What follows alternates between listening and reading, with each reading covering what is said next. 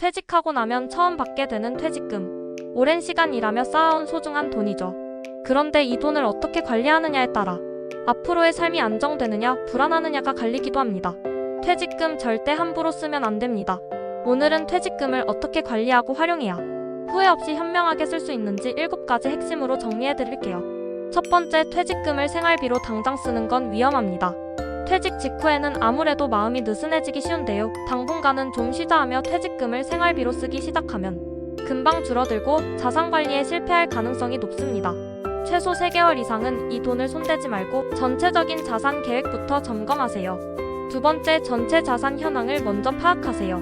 퇴직금이 들어왔다는 건 소득이 끊기는 시점이 다가왔다는 의미입니다. 집, 예금, 보험, 빚, 연금, 생활비 등 모든 자산을 종이에 써보거나 간단한 가계부 앱이라도 써서 전체 자산 구조를 먼저 한눈에 파악해야 합니다.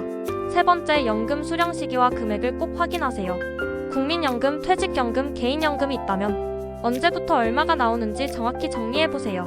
연금이 시작되기 전까지의 소득 공백기가 존재한다면 그 기간을 퇴직금으로 메워야 하기 때문에 막연히 쓰다 보면 중간에 돈이 모자랄 수 있습니다. 네 번째, 목돈으로 한 번에 투자하는 건 매우 위험합니다.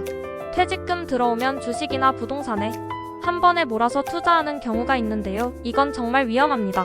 소득이 없다는 건 실패했을 때 만회할 시간이 없다는 뜻이기도 합니다.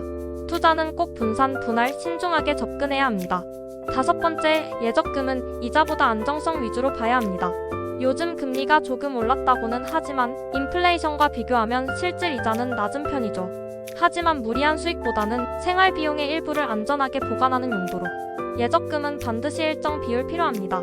단, 모든 돈을 예금에만 묶어두는 것도 위험합니다. 자산의 일부만 분산하는 것이 핵심입니다.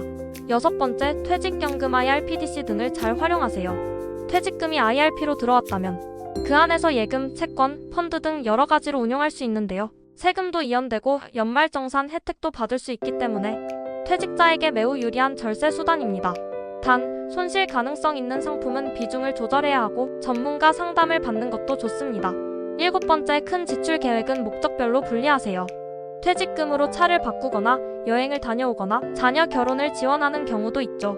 이런 지출은 필요하지만 무계획적으로 쓰면 나중에 생활자금이 고갈됩니다.